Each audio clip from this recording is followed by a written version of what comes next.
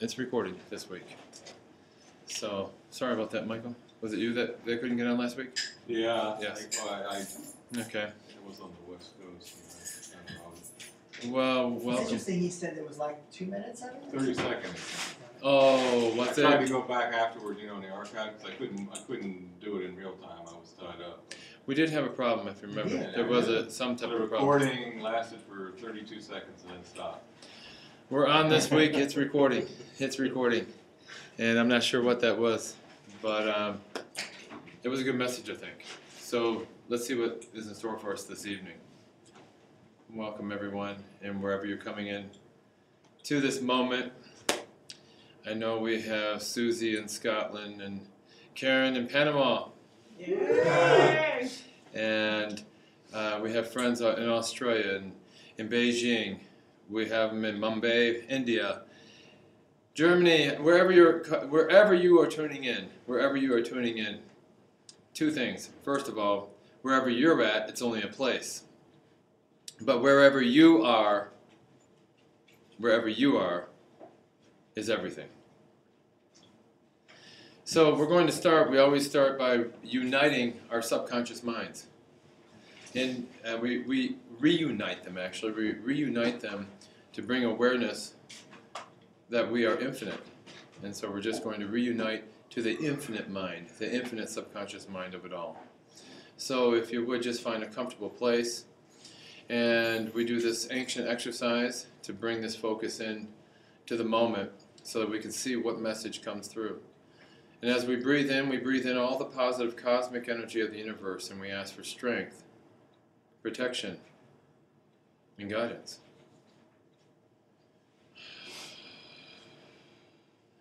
And as we breathe in all the positive cosmic energy of the universe, and we ask for strength, protection, and guidance.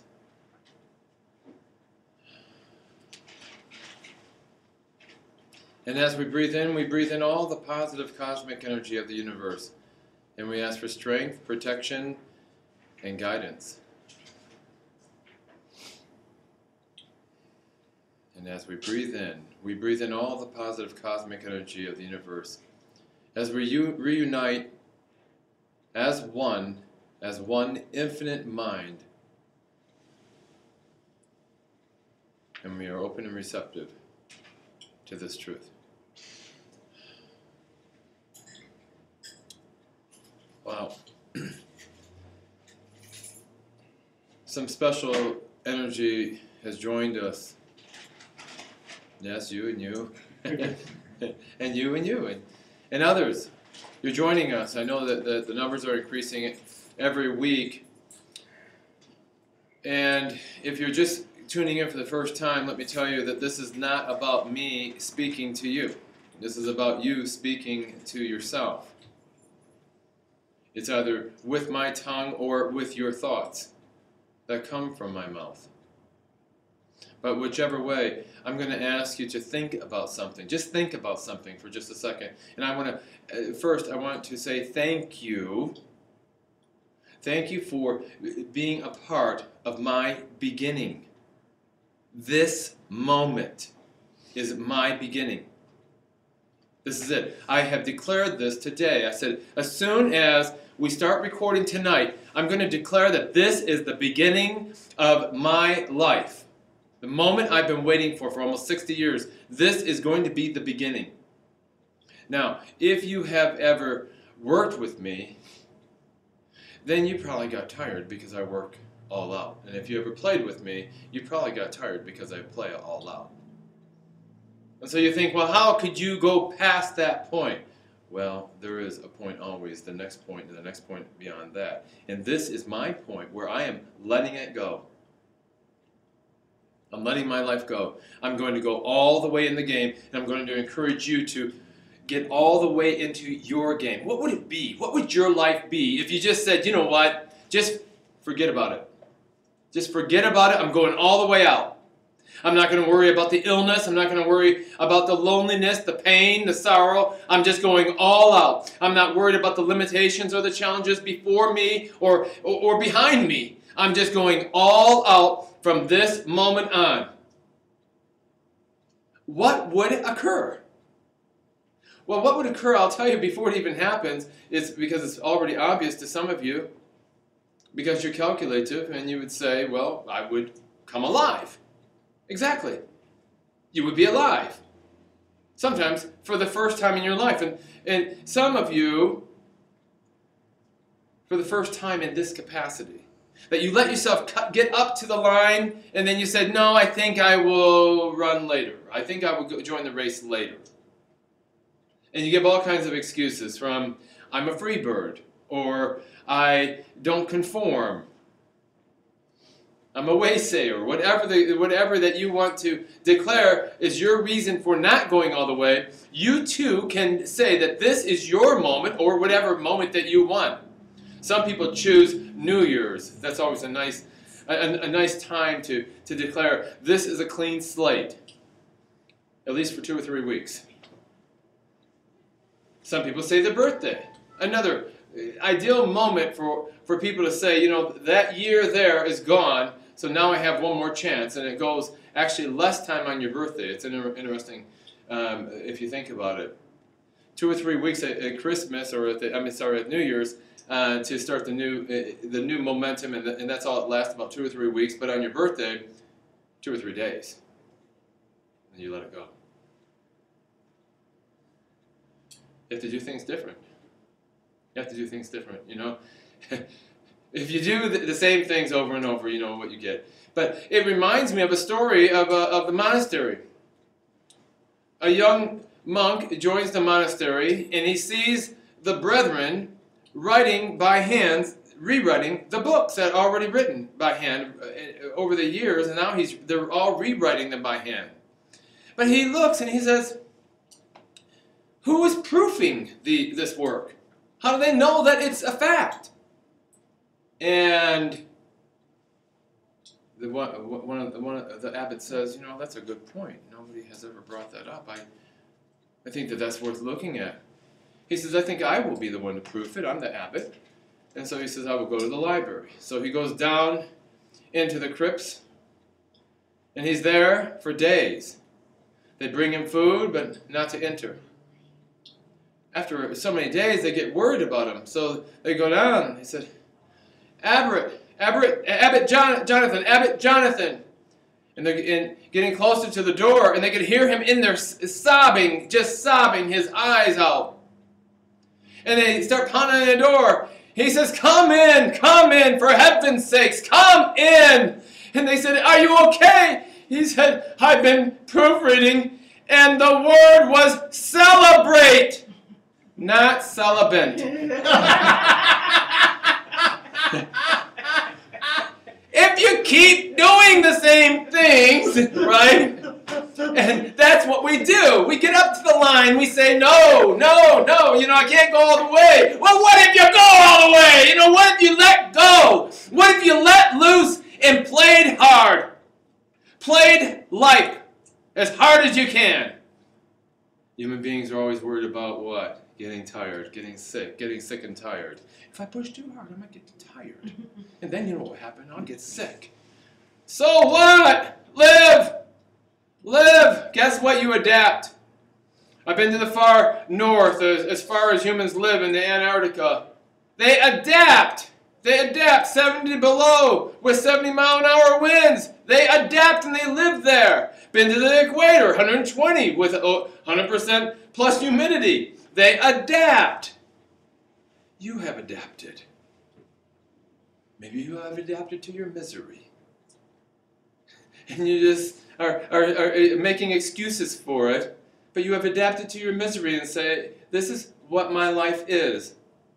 If it could only be different. If it could only be different, it's not going to be any different unless you recognize one thing within yourself. There's not the plan. There's not the plan. That's a concept that we have talked about in numerous times, but if you're just tuning in here, catch up here. That plan, that teleological concept, is from Aristotle, adopted by the Catholic Church in 763, and then later on, now we walk around as factual. I hit my toe and say, God's plan. right? Something good happens. Oh, God's plan. Something bad happens. Again, God's plan. Wait a second. A speck on a speck on a speck on a speck on a speck? And you're going to have an infinite intelligence? Going to worry about that? You are a speck on a speck of dust in a speck of other dust in our little solar system, in a speck of dust in our galaxy that is just a speck in one universe. And you are so important that this infinite intelligence is so smart, you're going to say, you, Michael, I have a plan for you. Why? Why would you have a plan for me? Because you are so important. And you are everything. Yeah, I'm liking this guy. I think I like this guy a lot. Because, see, I wasn't feeling so big before, now I feel big.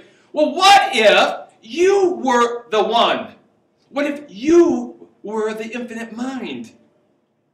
The infinite intelligence? There's not a figurehead of God.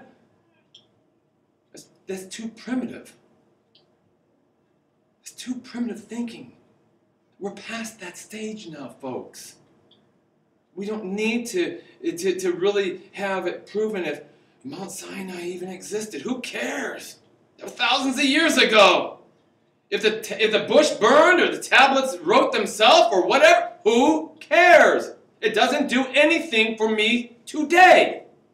What does good for me today is what I create. What does good for them actually thousands of years ago was exactly what they were creating as well. If the bush was burning, someone probably had a match. But if it didn't even, it doesn't matter. It really wouldn't matter because it would be a miracle, and miracles, as we know, are just things that can't be explained in nature or science, so who cares? Hell, I create a dozen miracles before I get out of bed in the morning. You know that you are the one who have created this moment in time that we're sharing together, you and I. I said, I'll meet you here. He said, I'll meet you here. We created that. Now this, I know that some of this sounds a little redundant. Again, let's just have everyone get on the same page here. Some things are worth repeating and some things are worth hearing again.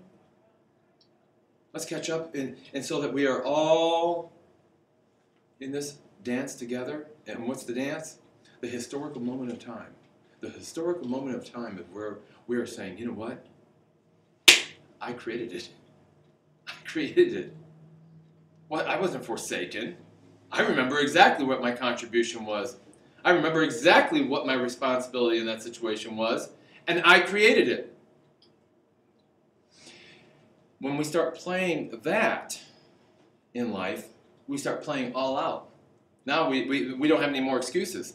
Is the devil after us, or is God favoring us, or is God favoring you over me, or whatever? No. It's infinite intelligence. Infinite intelligence wouldn't even care. Wouldn't care if you believed in her or him or whatever it is, right? Wouldn't even care if you call it a sex or an it or whatever. It's infinite. It's above all that. This is 2012, as I always say. Now we go to the next thing. Yes, there are really good things when we go into rituals. Rituals of tithing and rituals of smudging and rituals of praying and rituals of those sorts. There's good rituals of all sorts, right? You may have a good ritual in the morning. Wake up, have a cup of coffee, then go to the bathroom. Good ritual. Healthy.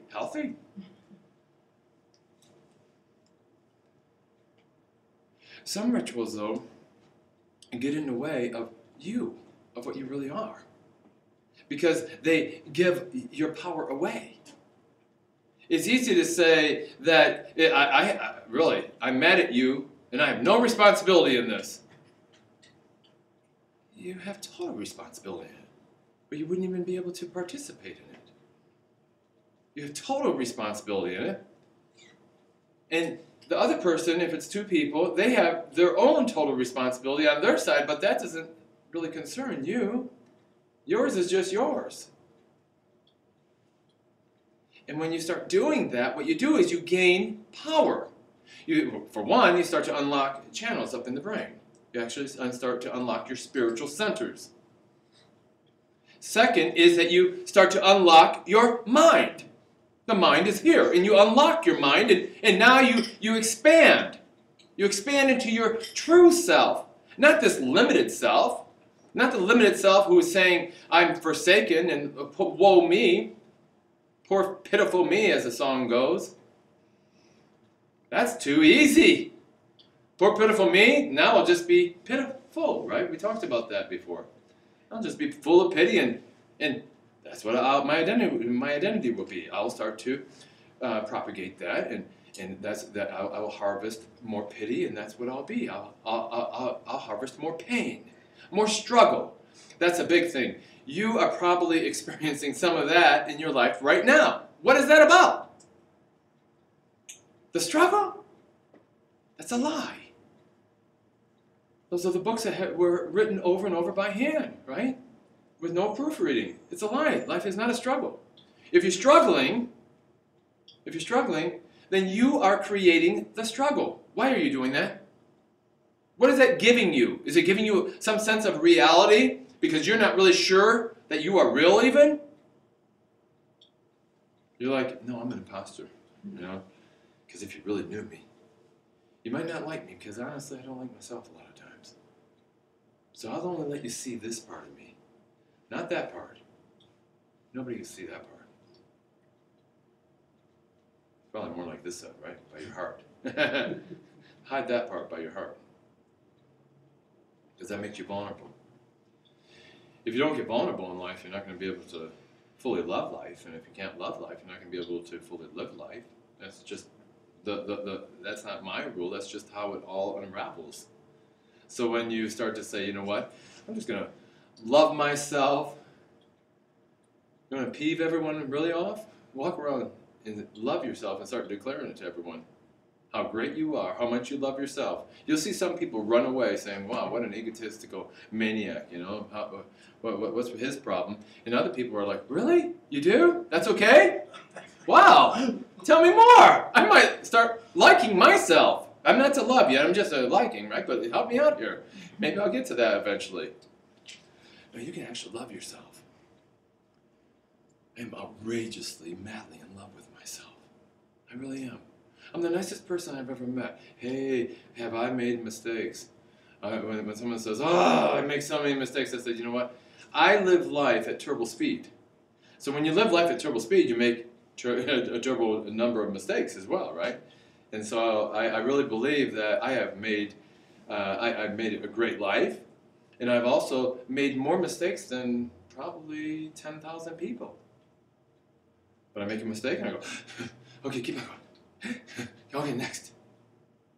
Rather than, I'm collapsing now, I made a mistake, I can't move anymore. Hey everyone, will you come around and hold me for a while? Because I'm hurting now. No.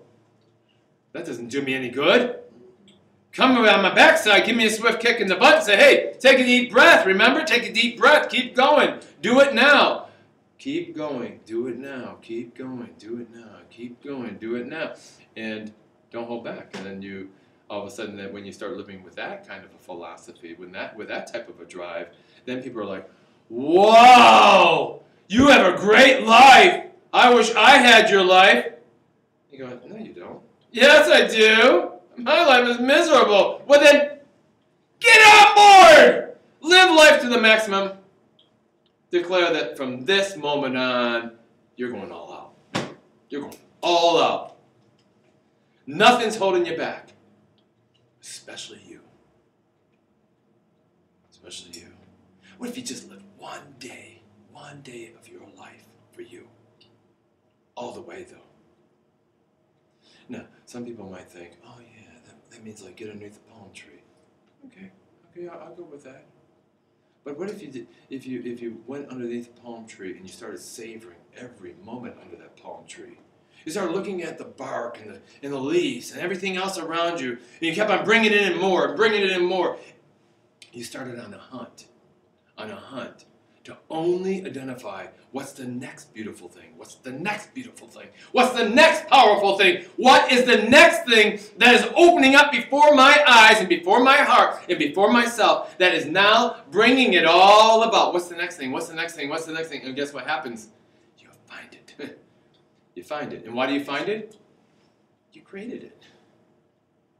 You created it. So whatever you're creating, you're going to find. So if you are finding the wrong things, may I just suggest that you consider creating something different? Maybe it's the wrong word that you're using. Maybe it's only power. Maybe that's all you really are. Yeah, of course that's all you are. I could prove it in 1 second. If I hook the electrodes up to your head, we hook you up to the graph, we look at the waves, and we say, sure enough, it's got power turned on. And all of a sudden, if it goes beep, we go, got a power turned off. I guess he's out of here. And both of those would be true. And what are we talking about? Power. When you have your power turned on in life, the same exact thing happens. We start to see all of life has the vacillation. Now, the more that the better you get at life, at living this life, this power life, it doesn't mean that you eliminate the vacillations. It means that you eliminate the intensity of the vacillation. So now, you're here. Rather than going, great day, oh, yeah, oh, yeah, and feeling that, you're just going, hey, life is good. Life is really good. Well, don't you have some downtime? Sure, yeah, but I don't give them any energy. I don't give those power. I'm way too busy looking underneath the palm tree at the next beautiful thing, at the next powerful thing that's right before my eyes. Wherever you're at, you can find that. In this room, wherever you're at out there, in your room, or on your beach, wherever you're at. Wherever you're at, you can find exactly what you're looking for, and you know that. You've been told that by other people. You read that. You attended this other seminars. We forget. We forget. It's a little awkward to tie a string on our finger to help us to remember things like that. But what's really even better than reminders, simple reminders, is to just let it go and become it. Let it go and become it. And how you let it go and become it is to recognize what is in your way. It could be what, it could be who. What is in your way? It's never really what you think it is. It's never when. You know? When is never really is really an obstacle. When I get the money, when the right person comes, when the opportunity arises, no. When my health is improved, forget it. The when is a cop-out, folks. That's what almost every human being on the planet who is not living underneath their palm tree, that's exactly what they're saying. When. And what's the cop-out with when? It means I'm so scared that I am using my intellect, my logical conscious mind, disconnecting from my subconscious mind, and now I can give you all kinds of good reasons why I can't do it, because I'm scared. What are you scared of? Well, I'm scared that it might work. And then what? And then I will be me. And then what? Well, then I will be expansive and infinite. Yes, and then what? Then I might be alone. What? Yeah. You might be alone. Certain people might have to be brushed aside. People you love. Certain things that you love might be brushed aside. Not only people, but things that you do might be brushed aside. And new things might come into you. What is that? Change. The subconscious mind is saying change. That's work. Work takes that magic formula. The magic formula that you take this one thing. It's the one element If you take any successful athlete, any successful business person, any successful financial person, any successful person in any relationship, you take this one magic formula, this one with one phrase basically,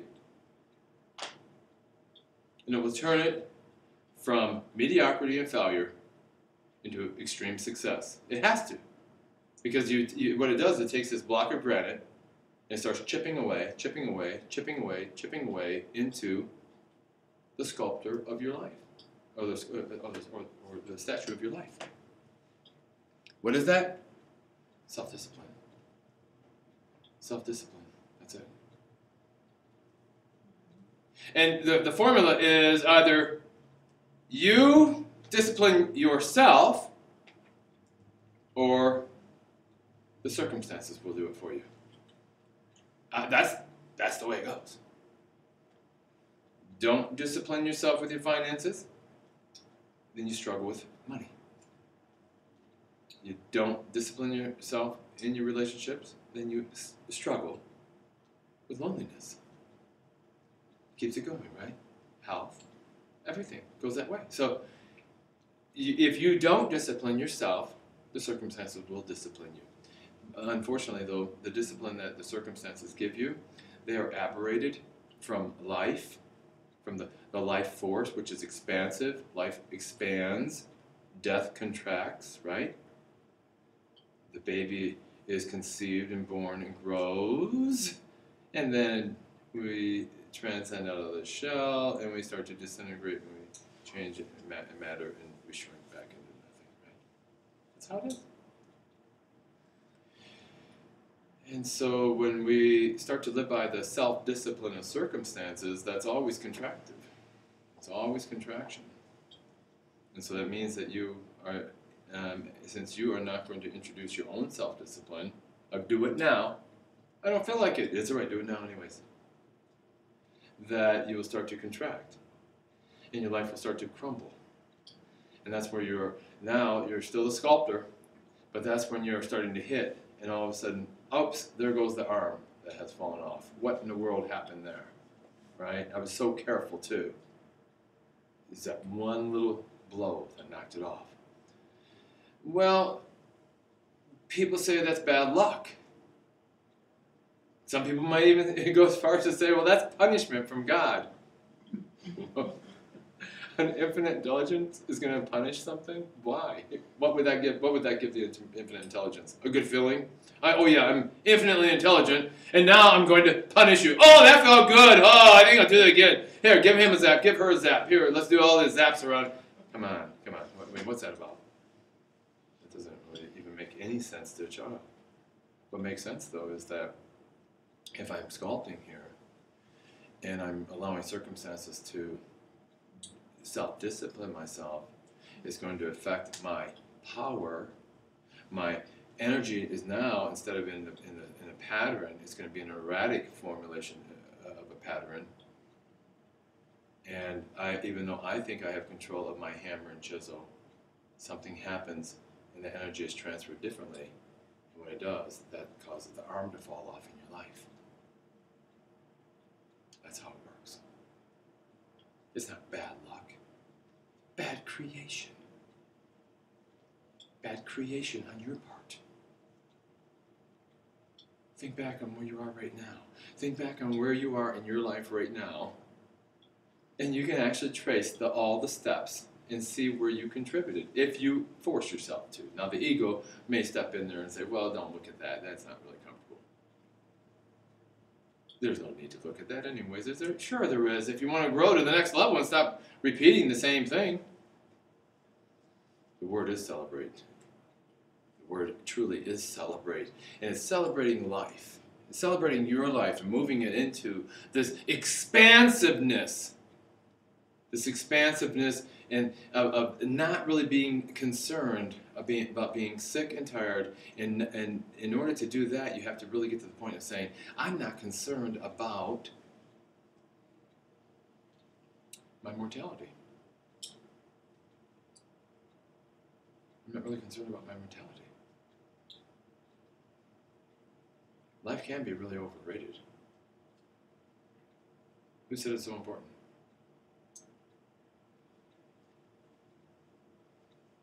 small minds, our small conscious minds, our small logical conscious minds are saying that our lives are so important.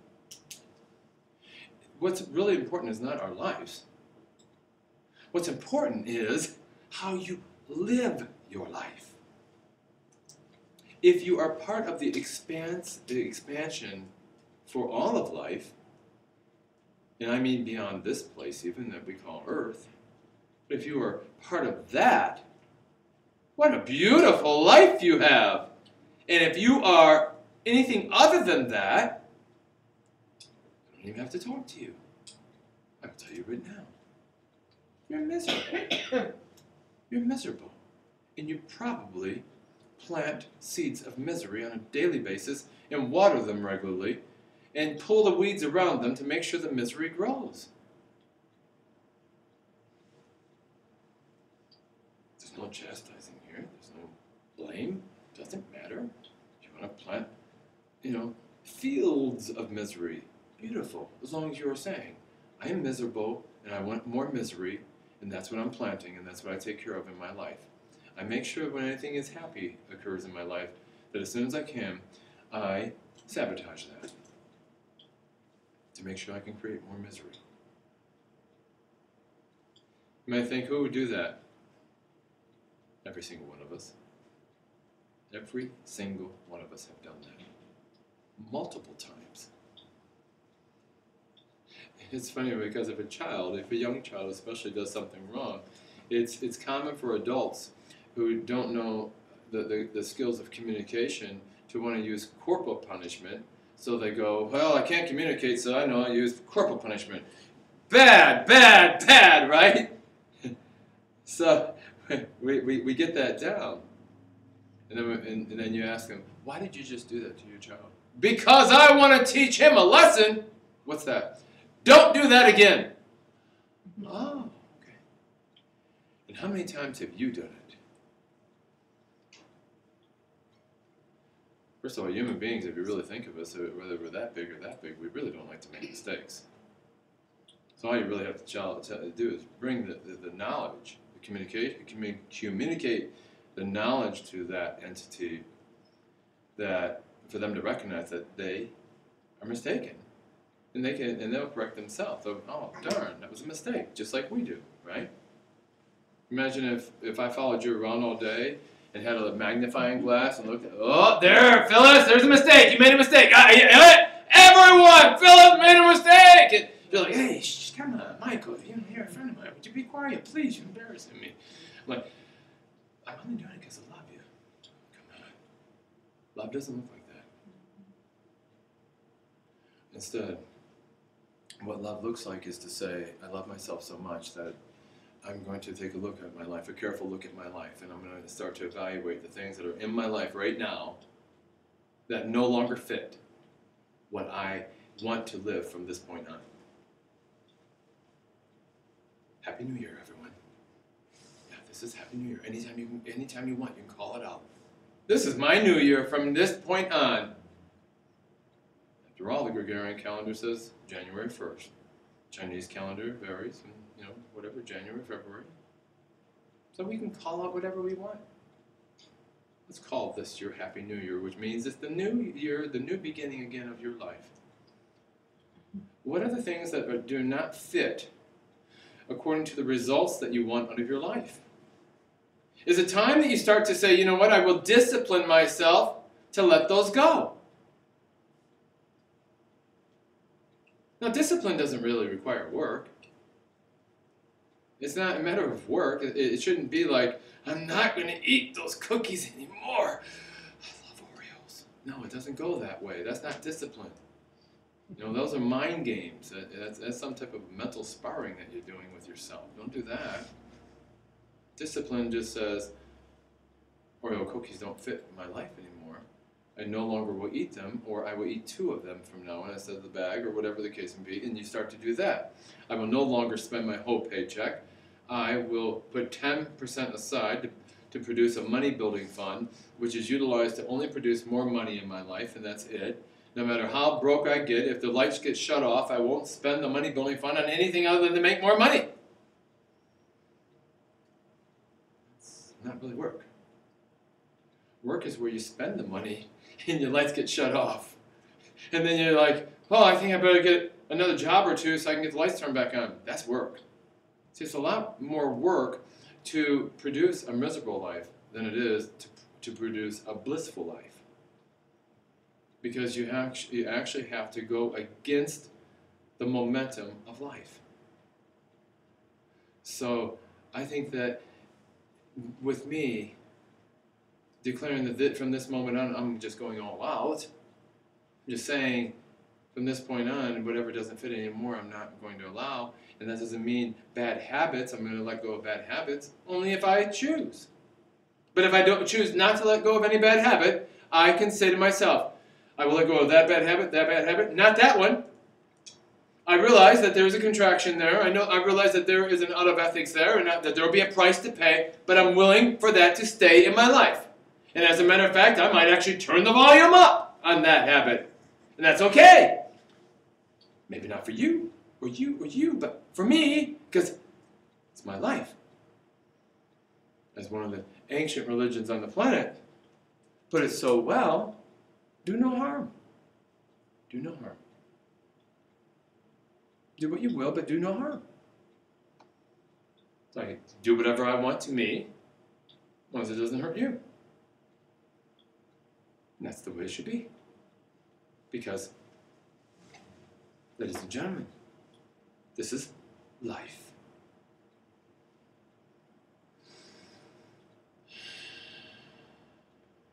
And it's not just another four-letter word. I'm going to ask you, what's in your mind? What thought, question, interjection? What is coming to you? Anyone in this room? Because you might have something that someone on the other side of the world is saying, I'm so glad they asked that. I was thinking the same thing. You know how that goes. I'm not going to be your third grade teacher saying, there's no bad questions. But maybe it's a statement. Maybe it's a thought. Maybe it's something that is just coming to you. Anybody? Anyone? Huh? I'm getting good at this. I have a comment, I guess. Yes. So what you're promoting is that we look to ourselves, our higher self, rather than something external. And I look at there are some people in this world that have done well with giving things up to some higher power, that have been successful, and in some cases, they bought into a certain philosophy that works for them, and even if it means giving up their power to a higher power. So look at Tim Tebow. Mm-hmm. The guy's very successful. He's probably got more than any of us would ever need in our lives, and yet if you ask him how he got there, he would say, well, it's God's doing. He would give it up to some higher power. And But he didn't win a championship. What's that? He did not win a championship. No, I don't follow football, but I know. in some ways, when I see people that are able to, that are happy and seem fulfilled and with that type of philosophy, I still feel a little bit envious. I say, gee, I wish I could really believe in something like that and make my life work well in doing so. But that paradigm doesn't work for everybody. Well, and I think maybe in doing that, maybe they're shortchanging themselves to a certain extent, even if externally their life seems to be going well and they seem to be successful. There is great truth to what you speak. Great truth. And it goes back into the days of the cave when they came out and said it's that warm thing up in the sky, that bright light, it's got to be something beyond us. And then years later, they dubbed it different names, and then they started wars around it, and then they changed it from the sun to no, it's invisible, and then this and that. And now even people who understand more call it their higher self. It's not really your higher self, actually. It's your real self. This is your fake self. the baby in the womb, that's not the baby's real self. You know, the baby's real self is not going to be able to be experienced for another 60, 70, 80 years. As it becomes all wrinkled and wise in consciousness and everything else, and then it says, oh, now I'm starting to get it, and then just then it's time to go to the next part. But where would we be? Where would we be if the first people, instead of saying, there, that heat, that light, if they said, you know what, that heat and that light is inside of us. And we're like, whoa, we're all walking around, whoa, hey, wow. Yeah, I love you. Hey, wow, I love you. Where would we be? We probably wouldn't be walking, or we definitely wouldn't be driving, but we probably wouldn't be walking around anymore. We'd probably be flying around. Because we would be able to evolve to our real selves. It was this displacement that has put us into an unworthy position because we said something greater than us. Greater than infinite great? What's that? I don't understand that. There is nothing better than infinite great because it's a contradiction. It's either infinite or it's not. And so this is exactly the happiness that people are feeling when they project this onto something bigger than themselves, as they would say, or greater than themselves. It's a delusion because they feel so terrible about themselves. And now they feel as some people call themselves in my presence. They said, well, how you doing? Oh, well, I'm just a sinner saved by grace. Really? Well, first of all, you don't know the definition of sin, and so you can't be a sinner unless you're an archer. And next, the fact that you are looking at yourself in a degrading way, that bothers me. Because see, if you're infinite and I'm infinite, guess what that makes us? Connected infinitely. So when you're putting yourself down, I don't like people talking about me that way. I don't like people talking about my best friend that way. I'm my best friend. I don't like that. So I'm going to ask you to work on yourself. I'll do anything I possibly can. I will be at your service to dedicate my whole entire life to you, to help you to understand your infinity of greatness. And when you are really at that point, that's where all of these discoveries and inventions and everything else start to really soar, and that's where we're at in history right now. Up to this point in time, we are still very primal beings on this planet. Can you believe that we still use electricity? I'm a little embarrassed. We drive cars, and we only have jets and rockets. Oh, we have rockets that go all the way to the moon. Ooh. I mean, come on. We're not even doing interdimensional. Not properly, at least. We're doing some of it. We're not doing it properly. We can go there and we can't come back all in one piece and all that stuff. Come on. This is the time. When we start to tap into our infinite selves, then we go, you know what? The greater self? Yeah. I'm with him all the time. And I'm also with this guy, Michael, here a lot too. But my greater self is all I am. And when you start to feel that, you have a different feeling about you physically. You have a different feeling about you psychologically. You have a completely different spirituality about you. Because you don't have to go like this anymore out there. I'm not saying you don't do that. Maybe you do this just like you would want to do push-ups. That's all right. But the day of God with his superconductor computer is gone. And if you need that, it's beautiful. Embrace that, but realize you're not in the Model T. You're still back in the cave. And it's going to thwart your efforts in experiencing what you came here for. And what you came here for was one thing, and that was to create. You can't create in a contracted mode. You can't create in a subservient mode to something greater. But in the example that he gave, isn't it kind of like an intermediate place? Because it still takes self-discipline. All the successful people had to discipline themselves. I mean, you look at anybody, Please. recording artists or whatever, they have to work long hours to make Absolutely. the recording, etc. The difference, as I see it, is that they're attributing it to something outside of themselves instead of inside of themselves, but they're still doing the discipline. I can go with that.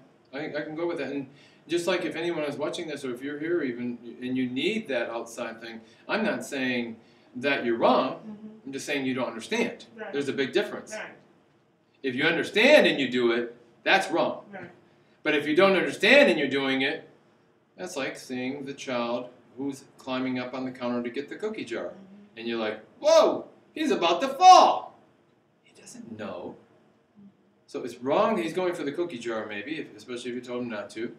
But it's not wrong when he falls. That's a lesson. And now he goes, I better not crawl on that counter, at least not in that fashion. I'll get a harness. Because I want those cookies. But so yes, so there's nothing wrong. And it's not going back into that, whatever, that cliche, there's no right or wrong. There is right or wrong. This is right, and this is wrong. That's the bottom line of it right there. So if this makes you, whatever it is, if this makes you, whatever you're doing, whatever you're thinking, whatever you are being, in your existence as a human who is being, then that's right. And if you're doing anything that's doing this, it's wrong. And I'm just saying, though, that if in the process, that if we make it that big, by giving up your power to something else, just imagine that, where you could have been, where we all could be. Because see, when someone discovers electricity or invents a light bulb or a computer or anything else, that person, sure, that person benefits in a number of ways, but so did we all. Right. So we are all benefiting from your greatness. Even if you don't make those discoveries. If you just make the discovery tomorrow morning that when you wake up and you go, the first 3 minutes of this day, I determine what the personality of the day is going to be by my thoughts right now. I will decide that it's going to be a great day, a miraculous day, a happy day, a loving day. Everything I see is only made love in everyone, and I'm only going to look for lovable things in my life. I'm going to look for miracles all day and call them miracles. Even though I'm creating them, I'm going to call them miracles. Just by doing that, you make my life better. Even if you're living on the other side of the planet, you're making my life better. You're making people on faraway planets' lives better. It's not an insignificant improvement when you're making an improvement on your life. It's a significant improvement because it's you. And when we really boil down to, if we boil everything down to one concept, it really brings the point home. And that is the center of the universe. And that's you. You are the center of the universe. I'm the center of mine, you're the center of yours. Luckily we are infinite in each other, so we share universes infinitely. But really you are the most important person in this entire universe. And so when we are looking at that, we start to say, okay, well, what does that feel like? What does that feel like to be infinite? And I've been to the other side. I've died. I went on. For whatever reason, my time was not then, so I came back. Cool. I want you to have just a glimpse. I can't give you the exact experience, but this is the next closest thing, and this is a really good exercise for you to do so that you could expand past this shell, because the hardest thing for me coming back, and it's the same with so many people, is not that it was so beautiful in the next place, even though it was to come back in this confinement, this shell. How can infinite get back into this? It's very uncomfortable even after all these years. So I'm going to ask you to just close your eyes for just a second. And I'm going to take you on a little journey, and this journey is going to be into your, into a remote feeling of what you really are, of who you really are, both. Who and what. I'm going to ask you to start at your toes and just relax your entire body, from your toes and your legs, your buttocks, your stomach, your back and your chest. Just relax and let it all just melt away into the floor underneath of you, into the ground underneath of you. Relax your shoulders and your arms, your hands and your fingers, and they too just relax and melt away. Relax your neck, your scalp, your ears, and your face, and now your entire body just drifts away, and you just are there. You are just there. It's just energy. In the center of where your chest would be, where your heart would be, just imagine. Use your imagination, the power of your imagination, that a white light appears there. And the white light is light, so it expands rapidly at the speed of light, 186,000 miles per second. And it starts to expand out of your body, quickly throughout the room, then throughout your neighborhood, wherever you're at, then throughout your town, your village, your city. It expands throughout the state, and then continues at the speed of light, but so smoothly, so powerfully expands throughout your entire country. And it continues to expand, and it very rapidly expands around the complete planet. There you are, you're emanating around the complete planet, and then you burst from the planet. At the speed of light, you burst into space. And as you burst into space, the light becomes even more intense. It's whiter than white, brighter than bright. It's so intense, but so warm, so loving, so comfortable. You expand into deep space, rapidly expanding to the limits of this universe. And now you're right at the edges of the universe. And you burst through it.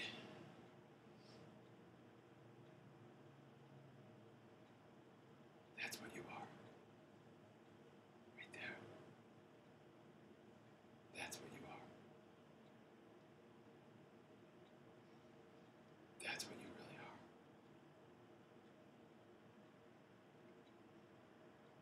You can do this experiment multiple times a day to remind yourself, and as you do this, you actually transform. You transform your energy field. You transform your thought patterns. You transform your body. Now take a deep breath and come back into this room, into your place with us, wherever you are. Come back and join us once again.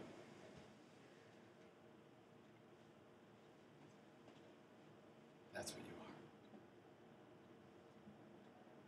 That's what you are. The most powerful energy right now for us to realize on this planet, some people might say, oh, I know, the energy of love. No, you don't, not really. You could live without love. You can be lonely, but you can live without love. The energy of health. Well, it's helpful to have health, but actually if you went into bad health and then you died, then it really wouldn't matter, would it, about the health of this shell. So it's not really. The most powerful energy at this time, and some people find this derogatory for me to say, but it's a matter of fact, and it's not my truth, it's your truth as well. And you understand this when I say it. It's the energy of money. That's what it really is. You could live as a hermit on top of a mountain, and you're going to need money. Somewhere along the line, you'll need money. In today's world, today's existence, or your existence will be shortened considerably. But while you are breathing, you need that energy. And so it's fun to play with this energy. Manipulate it. I always like to manipulate energies because that's all we really are. You just experienced who you were. And all you did is manipulate your energy field so that you can actually feel what you are. And so when you start to manipulate the energy around this money stuff, then you start to change the materiality of your world. And that's pretty cool. That's pretty cool. So what I'm going to ask you to do is think of something that you want in your life.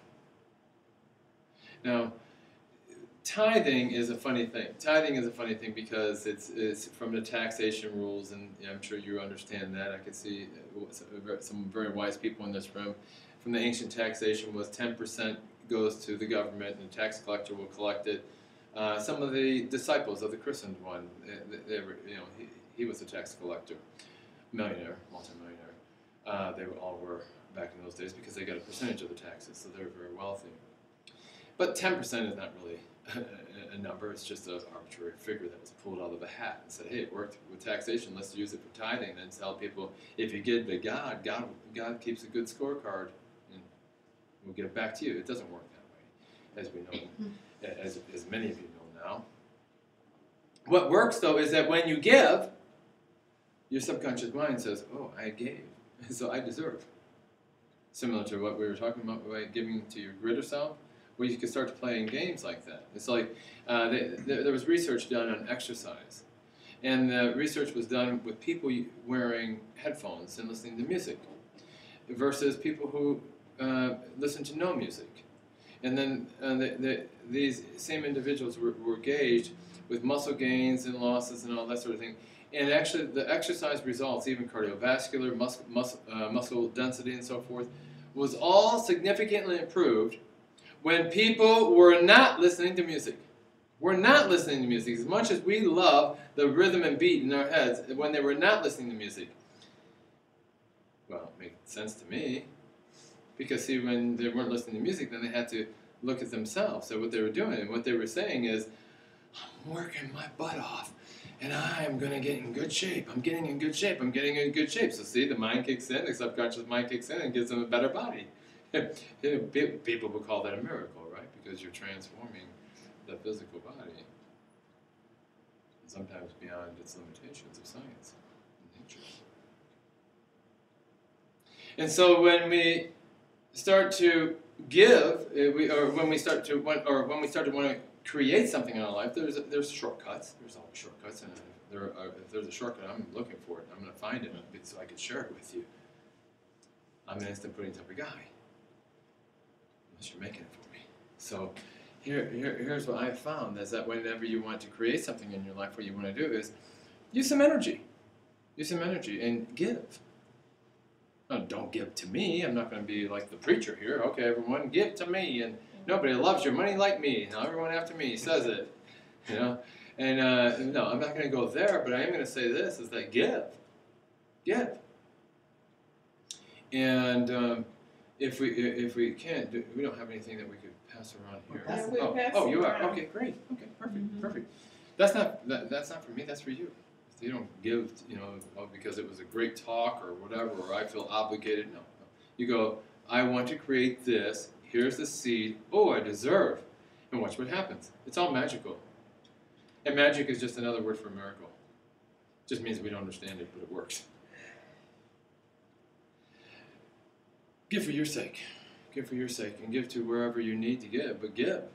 Get in the flow of that energy, and then you will be in the flow of greater energies that exist in this three-dimensional realm. As we part, I truly want to say that it's been really, people say, wow, I really learned a lot tonight. I go, so did I. So did I. See, we all united here. It's not something that I am putting out. It's something that we are all taking in. And this is one of the things that I ask you. If you know someone who could benefit from this, if you benefited from it, if you got one idea then I hope that you consider it better than the Game of Fortune or whatever is on TV tonight. And say, you know what, maybe we should go back next week. Maybe there's another one idea, and come and join us again. If you are watching us in any part of the world, United States or anywhere else, you benefit from this, please, if you would, tell someone about this. And again, we're here to expand this information. Tell someone else, have them tune in at 6:30 next Tuesday, 6:30 Eastern Time in the United States, next Tuesday. And we do try to record these. They don't always get recorded, some, the technical issues that we create. But nonetheless, if we can, figure out if we can, but if we will figure out the technical issues, then we'll record everyone that we possibly can and ask you to tell others to join you in joining us in expanding this whole complete consciousness, the consciousness of loving yourself enough to expand into your infinite subconscious mind. Until next week, I bid you fare thee well. Thank you.